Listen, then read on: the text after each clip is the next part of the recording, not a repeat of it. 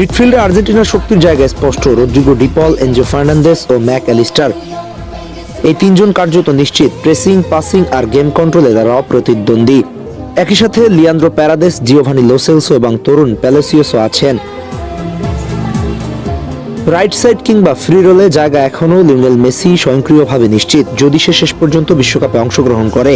এই জায়গায় বিকল্প বলতে গেলে কৌশলগত সিদ্ধান্ত আর কিছুই না।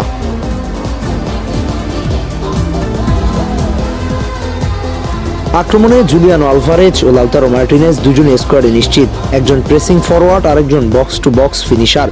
দুই ধরনের অপশন স্কালোনির হাতে, সাথে আলমাদা। একই পজিশনে বিকল্প হিসেবে আলোচনায় আছেন মাস্তান্তুয়ানো, তরুণ আলেহান্দ্রো গার্নাচো ক্রমেই আলোচনার কেন্দ্রবিন্দুতে উঠে আসছেন।